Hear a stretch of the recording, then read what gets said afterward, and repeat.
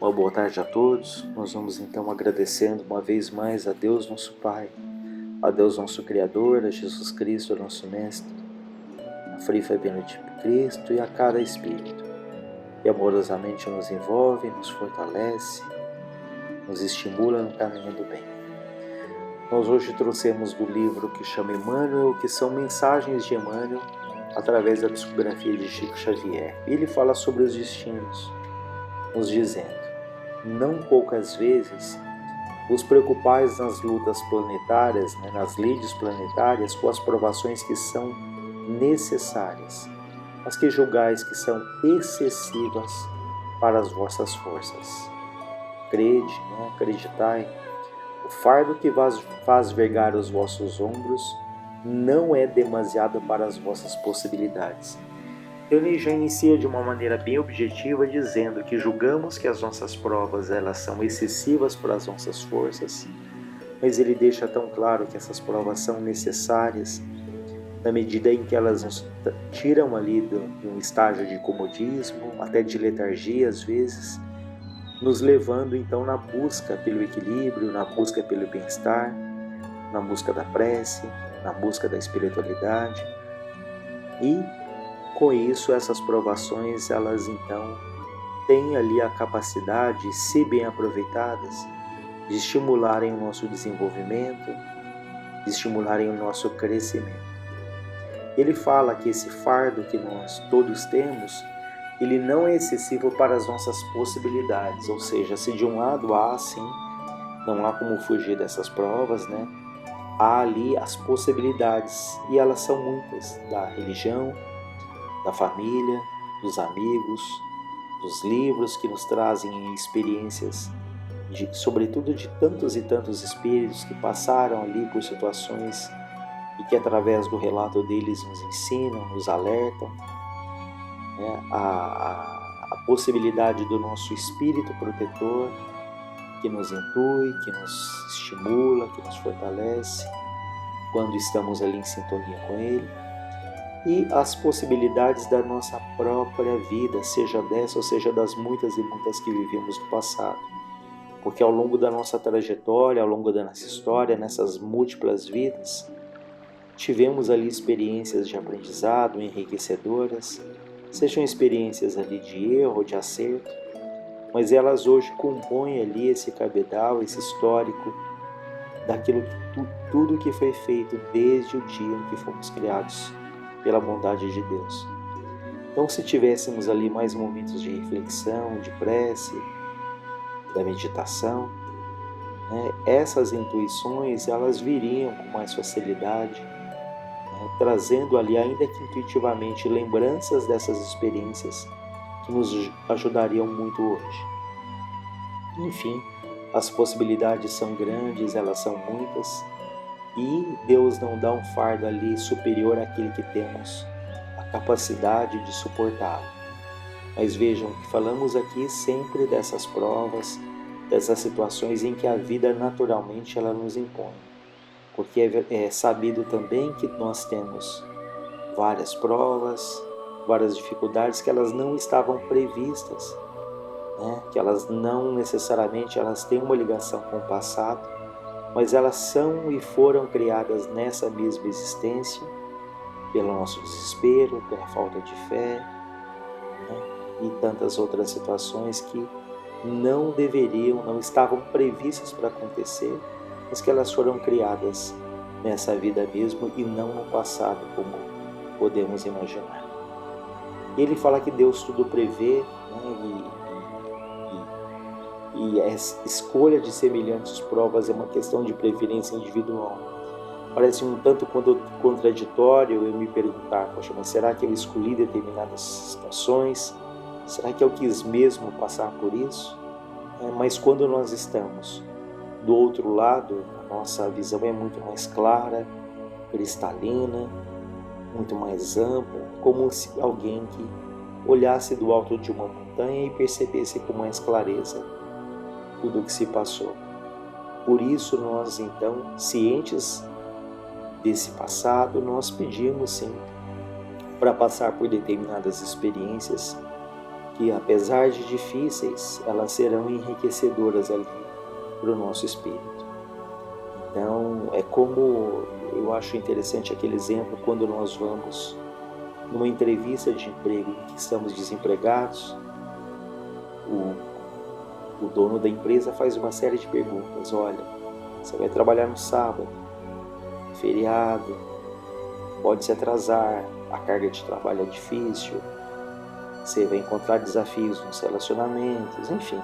Ele propõe uma série ali de obstáculos e que nós falamos, não, me dê essa oportunidade, confie em mim, eu preciso desse emprego, eu quero esse emprego. No entanto, depois que nós somos contratados, quantas vezes todas essas promessas elas vão se diluindo e nós ali começamos a reclamar excessivamente, a nos desesperarmos, a queremos ali até sair da empresa, esquecidos de que, num primeiro momento, nós afirmamos que sabíamos que aquelas dificuldades aconteceriam. Da mesma maneira, quando nós estamos do outro lado, nós temos essa visão tão clara, tão ampla, no entanto, chegando aqui, temos essa dificuldade de cumprirmos com aquilo que foi combinado. Não nos lembramos dos detalhes, aliás, isso é uma bênção, pelo que nós aprendemos, mas cada um de nós, ainda que não lembre exatamente aquilo que foi combinado, nós trazemos ali intuitivamente tudo isso gravado dentro da nossa consciência. E mais uma vez nós frisamos que a prece, que a reflexão, que o estudo pode nos ajudar-nos a termos mais claramente o que viemos, para que viemos, por que estamos em determinados ambientes, em determinados locais. E aí essas reflexões nos ajudarão a perceber que essas experiências trazem ali aprendizados, trazem alegrias, mas que as dificuldades também ela tem ali a sua razão de ser. Por isso é que ele fala aqui, em outro momento, estais, porém, entre as masmorras da carne. A vossa consciência limitada frequentemente se nega a encarar a luz em todos os seus divinos resplendores. Permanência ali exclusivamente aqui na carne, no corpo físico, limita um pouco essa nossa visão, que do outro lado ela é muito mais cristalina.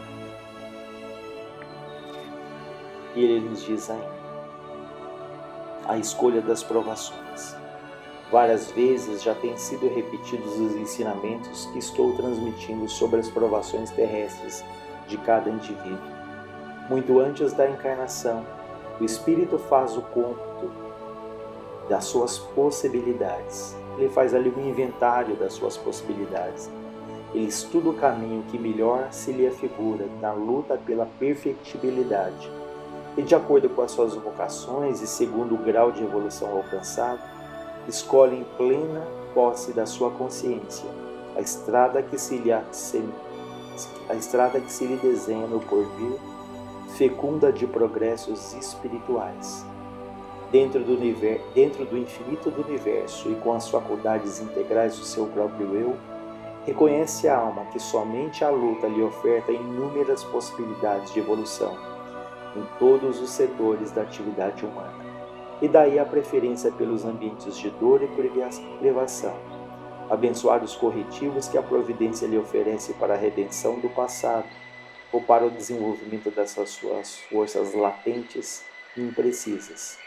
Cada espírito voluntariamente escolhe as suas sendas futuras, os seus caminhos, escolhe conforme o seu progresso e de acordo com os desígnios superiores.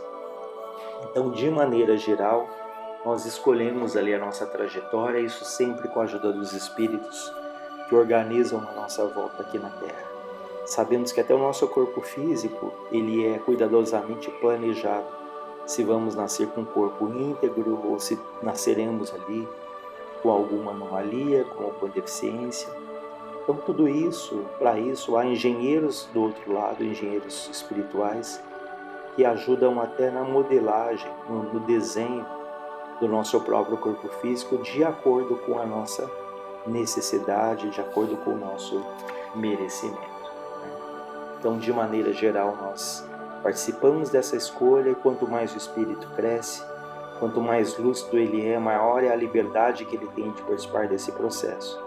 Mas sabemos que aqueles casos mais graves, mais difíceis, em que o espírito temporariamente ele perde essa liberdade de participar tão ativamente desse processo, são muitas vezes aquelas reencarnações compulsórias, em que essa liberdade ali, ela é temporariamente limitada, cortada até, para que o espírito ele recobre gradativamente essa lucidez, esse equilíbrio e passe então a participar mais ativamente do planejamento das suas existências futuras.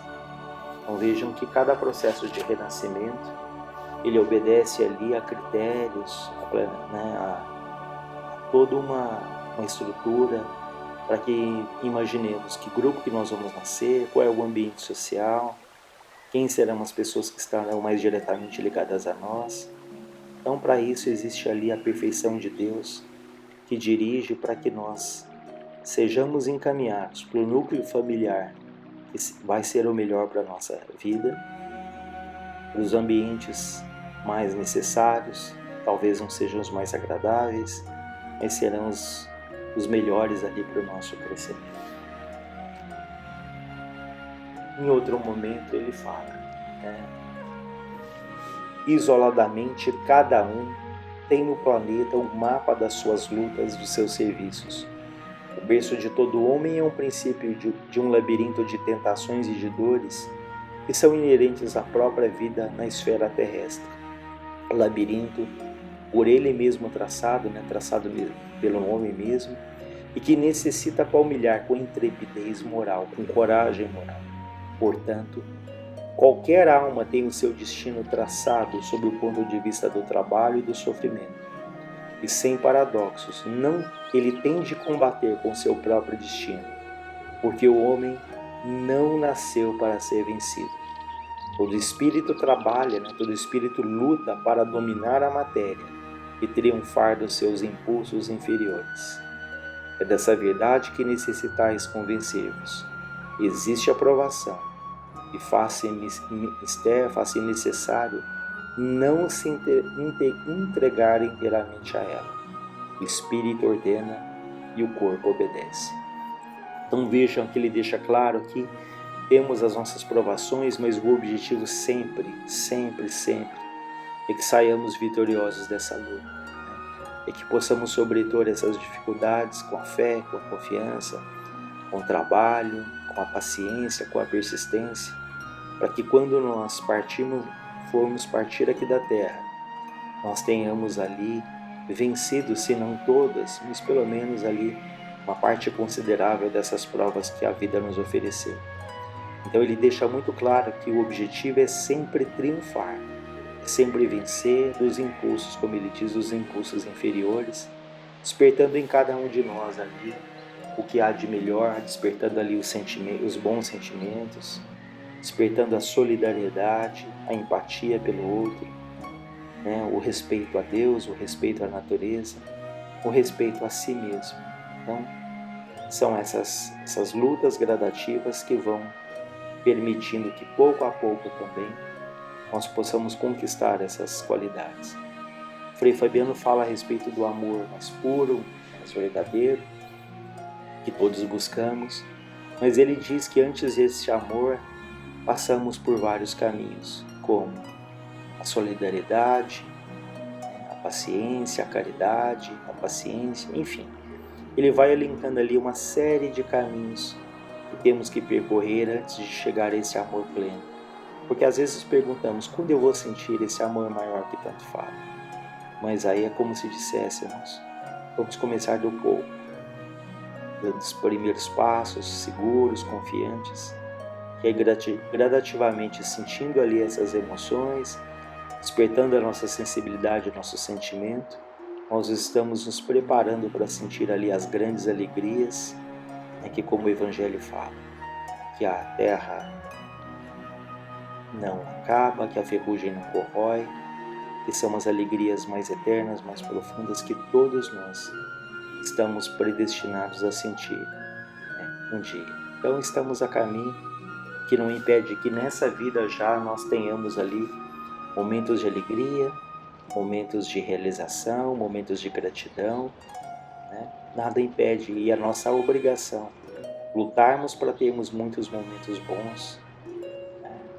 Vivenciando, percebendo, agradecendo, e quando vêm as lutas, as dificuldades, é o aprendizado ali para mantermos a nossa lucidez e, ao invés da revolta, pensarmos o que a vida tem a me oferecer. Nós encerramos por aqui, desejando a todos uma boa tarde.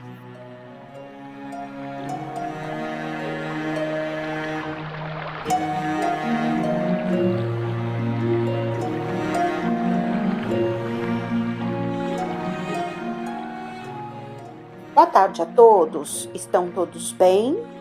Continuam se cuidando? É necessário que não percamos nunca a confiança em Deus, nosso Pai.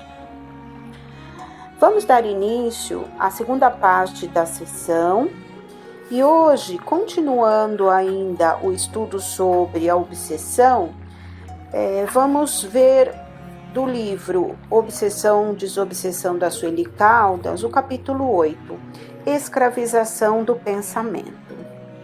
A Sueli, ela sempre inicia os capítulos com uma citação das obras básicas. E aqui ela começa com o Livro dos Espíritos, a questão 833.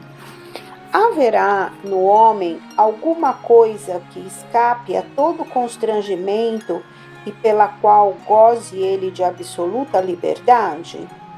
E a resposta: no pensamento goza o homem de ilimitada liberdade, pois que não há como pôr-lhe peias, ou seja, porque não conhece entraves. Pode-se deter-lhe o voo, mas não aniquilar. Por esta resposta, podemos perceber que pensar não tem limites, é ilimitado. Não conhecemos os entraves do pensamento, mas pode haver ali a detenção desse voo, mas não acabar com ele. Então, o pensamento é livre. Agora, na questão 834, dando continuidade, o homem é responsável pelo seu pensamento? A resposta: ele é responsável diante de Deus. Só Deus, o podendo conhecer, o condena ou o absolve segundo a sua justiça. Então, somos responsáveis pelos nossos pensamentos, porque é isto que vai fazer a nossa psicosfera espiritual, ou seja, como estaremos delimitados no corpo físico e espiritual. Continuando com a Sueli Caldas, ela fala: obsessão é escravização temporária do pensamento, imantando credores e devedores que inconscientemente ou não se buscam pelas leis kármicas. O processo obsessivo, então, é a escravização temporária do pensamento, porque o espírito ele vai ditar algumas sequências, né? Vai constranger ali o pensamento do obsediado e momentaneamente isso acontecerá. Ou seja, né, pode durar uma encarnação, pode durar um tempo na encarnação, mas é como diz, tem um término. Agora, inconscientemente, eles vão, tanto obsessor como obsediado, se buscar pelas leis kármicas, pelas leis, né, de ação e reação. Pelo pensamento, nós nos libertamos ou nos escravizamos. Então, como no livro dos Espíritos nos disse que podemos alçar grandes voos, né? Não pode nos aniquilar esse pensamento porque ele é livre. mas nós podemos libertar-nos da escravização ou permanecer nela. Na Gênese temos o capítulo 14, os fluidos, no item 15, que nos informa sobre a leitura mental dos espíritos sobre os nossos pensamentos, levando-nos até a concretização dos atos. Ele diz assim: sendo os fluidos o veículo do pensamento, este age sobre os fluidos, como o som age sobre o ar. Eles nos trazem o pensamento como o ar nos traz o som. Então, o meio de propagação do nosso pensamento é através dos fluidos. É esse estado da matéria que é imperceptível aos nossos olhos, porque nós conseguimos ver somente até o vapor. Mas existe e é o meio que vai se propagar, assim como o som se propaga sobre o ar. Pode-se, portanto, dizer com inteira verdade que há nos fluidos ondas e raios de pensamentos, que se entrecruzam sem se confundirem, assim como há no ar ondas e raios sonoros. Então, pela ciência, nós observamos que, assim como temos, no ar as ondas, os raios sonoros, temos nessa propagação dos fluidos os pensamentos que se entrecruzam. E isto é perfeitamente aceitável quando alguém pensa algo ou em ligar para alguém e aquela pessoa fala: nossa, estava pensando em você. Isso se dá quando estamos encarnados, mas também quando desencarnados teremos essa propagação. A mais, criando pensamento e imagens fluídicas, ele se reflete no invólucro perispiritual como num espelho. Aí toma forma e é, de certo modo, fotografado. Se um homem, por exemplo, tem ideia de matar um outro, mesmo que o seu corpo material permaneça impassível, o seu corpo fluídico é posto em ação pelo pensamento, do qual reproduz todas as nuances. Então, podemos observar por essa descrição que esse pensamento ele pode tornar-se de uma forma, essas imagens podem acontecer. E a captação por aqueles espíritos que estão ali querendo nos influenciar e aguardando apenas uma brecha, vai ser possível fotografar, como sendo fotografado, E até mesmo o seu corpo fluídico, o seu perispírito, ele vai poder fazer ou cometer essa ação. Executa fluidicamente o gesto, o ato que deseja realizar. O pensamento cria a imagem da vítima e a cena inteira se desenha como num quadro, tal como está em seu espírito. Essa projeção é tão real que vai tomar uma forma e que é possível até mesmo captar o que não é visível pelos olhos do corpo. Veja a descrição. É deste modo que os mais secretos movimentos da alma repercutem no indivíduo fluídico, que uma alma pode ler em outra alma como num livro e enxergar o que não é perceptível aos olhos do corpo. Então, são ali as imagens criadas, através desse pensamento que vai tomar forma e que podem ter ali uma leitura de espírito para espírito. Continuando com o livro da Sueli Caldas, o homem não tem sabido usar o pensamento. Somente agora se está inteirando das suas próprias potencialidades.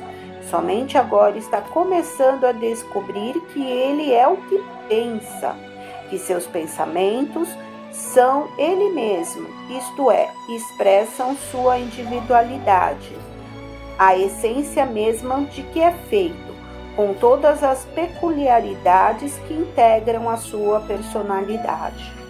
Temos visto o avanço da ciência na neurociência, estudando o cérebro cada vez mais e, consequentemente, as regiões onde vai se processar os pensamentos. Vamos ter as peculiaridades que integram a sua personalidade. Claro que essa personalidade é criada através das encarnações, mas, com certeza, a cada momento podemos ter novos aprendizados e mudarmos. Unicamente agora, o ser humano se está apercebendo de que se tem mantido cerceado por ter viciado o seu pensamento, acostumando-o a transitar apenas entre as baixas esferas, que vão dos instintos às paixões que o avassalam, que se fez escravo destas, alimentando-se dos vícios e sendo por eles dominado. Por essas colocações, temos observado que o nosso pensamento, ele muitas vezes está em situações de vícios, alimentados ali pelo nosso egoísmo, pelo nosso orgulho, e que dificilmente nós conseguimos nos aperceber dessa situação. Somente com o desenrolar dos evos é que o raciocínio humano está começando a acionar o seu imenso cabedal para as mais altas finalidades do espírito. É claro que os momentos que estamos vivendo nos faz refletir para que a gente comece a modificar os nossos pensamentos. Temos observado muitos casos de depressão, onde a viciação do pensamento em autodestruição é muito séria, e os espíritos que querem o nosso mal, eles vão desejar isto e vão nos intensificar através dos nossos próprios pensamentos essa busca de autodestruição. Recebendo os sublimes ensinamentos de Jesus, ainda assim, habituados a manipular o pensamento para fazê-lo servir aos seus interesses egoísticos, distorceu por quase 2 milênios a mensagem clarificadora do Evangelho. Vemos aqui, que Jesus, há mais de 2.000 anos, buscou nos orientar e mesmo assim nós fomos perseverantes no nosso egoísmo. Lentamente, às duras penas, as criaturas estão descobrindo as ilimitadas potencialidades que têm em si mesmas. Aos poucos estão se dando conta de que cada ser é um universo em miniatura, expansível pelo pensamento e pelo sentimento, e que possui como atributo a eternidade. Estamos vendo pequenas modificações, muito pequenas ainda, nesta questão de nos voltarmos ao nosso próximo, amar o nosso próximo. Mas ainda precisamos modificar muito os nossos pensamentos para mantermos um equilíbrio constante. Na Gênese, temos ainda na continuação do capítulo 14, um mecanismo do pensamento, que diz assim: o pensamento do espírito encarnado age sobre os fluidos espirituais como dos espíritos desencarnados. Transmite-se de espírito a espírito pela mesma via e, conforme seja bom ou mal, purifica ou envenena os fluidos circunjacentes. Então, o pensamento de um encarnado, de um espírito encarnado, ele vai conseguir atingir ali através dos fluidos espirituais e transmitir de espírito para espírito, seja ele bom, seja ele mau. Se os fluidos ambientes são modificados pela projeção dos pensamentos do espírito, o envoltório espiritual desse, que é parte constitutiva de seu ser, que recebe direta e permanentemente a impressão de seus pensamentos, deve mais ainda trazer consigo o cunho de suas qualidades boas ou más. Os fluidos viciados pelos eflúvios dos maus espíritos podem purificar-se com o afastamento destes, porém o seu perispírito permanecerá como é, enquanto o próprio espírito não se modificar. Então aqui vemos um exemplo típico de mudança dos nossos pensamentos para conseguirmos nos afastar daqueles espíritos obsessores. Se os nossos fluidos ambientais estiverem ali permanecendo numa sintonia ruim, nós com certeza atrairemos esses espíritos, porque pelo mecanismo do pensamento, toda aquela situação ela vai formar, tomar forma. Então é muito importante que mudemos as nossas vibrações, mudemos os nossos pensamentos, porque assim nós nos elevaremos e conseguiremos o afastamento desses espíritos. A doutrina espírita, revivendo os ensinamentos do Cristo, tem contribuído fundamentalmente para despertar o homem para a verdade. O Espiritismo veio ensinar a libertação do pensamento, jugulado ao peso imensurável da servidão material, mostrando a espiritualidade que existe em cada ser, a qual até agora a grande maioria preferiu ignorar. Então, esta doutrina tão maravilhosa, ela nos esclarece sobre a necessidade das mudanças, dessa mudança. Mas existem muitos espíritos ainda, principalmente porque ainda estão ligados à Terra, no processo do mundo de expiações e provas, que prefere ignorar essa ação. As obsessões são, pois, em realidade, escravização temporária da mente. É o voo do pensamento de súbito detido prisioneiro. Então, mais uma vez, ela reforça essa questão de que na obsessão nós temos a escravização temporária, porque é possível mudar. Basta termos a boa vontade, basta modificarmos os nossos pensamentos daquela sintonia, buscarmos ocupar a nossa mente com leituras propícias, com palavras de encorajamento para nós mesmos.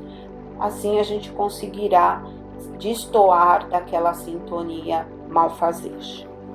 Mesmo o homem moderno que se orgulha de suas conquistas arranja 1000 pretextos para tornar-se escravo, não só de si mesmo, como também de outros homens, de situações e até principalmente isto, de coisas materiais, gabando-se inclusive dessas preferências, completamente ignorante das verdadeiras metas da vida e dos reais valores. Ainda temos muito apego às coisas materiais e nos distanciamos, através do nosso orgulho, dessa conquista espiritual. Então, enquanto estivermos ainda muito voltados para essa vida material, com certeza nos distanciaremos, das benfeitorias do Espírito. Jactando-se de viver no século XX, quando o avanço do conhecimento atingiu culminância jamais imaginadas, o homem ainda assim torna-se escravo de vício, escravo do sexo, do dinheiro, do lazer, da máquina, escravo de tudo, quando, negando a Deus, se permite a mais abjeta e dolorosa escravidão. O seu autoenclausuramento na masmorra sombria do egoísmo avassalante. Então, essa citação dos vários sinais, de que ainda nós estamos muito voltados para os nossos vícios, vai ainda nos causar muita dor para conseguirmos vencer tudo isso. Porque, novamente, é o mundo material que está se sobressaindo ao espiritual. O Espiritismo vem ensinar o processo de libertação, o modo de se libertar de todas as servidões inferiores. Então a doutrina está aí, há tempos, nos mostrando qual o verdadeiro caminho para sairmos, deste processo. 1000 formas de escravidão e uma só forma de libertação: Jesus. Eu sou a porta, disse ele, e a verdade vos fará livre. Então, conseguindo a prática, a melhoria interior, baseada no Evangelho de Jesus, nós com certeza conseguiremos nos distanciar desses espíritos obsessores e conseguiremos, a verdade aí, a verdadeira pátria espiritual. Espero ter colaborado com algum ensinamento para vocês. Que possamos dar continuidade numa outra oportunidade. Obrigada, e vamos fazer a nossa prece para encerrarmos. Elevando os nossos pensamentos a Deus, a Jesus, nosso Mestre querido, agradecendo sempre a oportunidade de esclarecimento. Que possamos envolver a todos aqueles que estão em busca de um auxílio para se livrarem dos vícios, dos sentimentos difíceis, dos tormentos, que eles possam encontrar a verdadeira felicidade, que é a felicidade espiritual. Que possamos envolver a todos os obsessores, a todos os obsediados, que nesses momentos recebam as nossas vibrações de amor e de equilíbrio. Agradecemos a Frei Fabiano pela assistência e que possamos estar unidos com os nossos pensamentos em amor no plano maior. Que assim seja, graças te damos.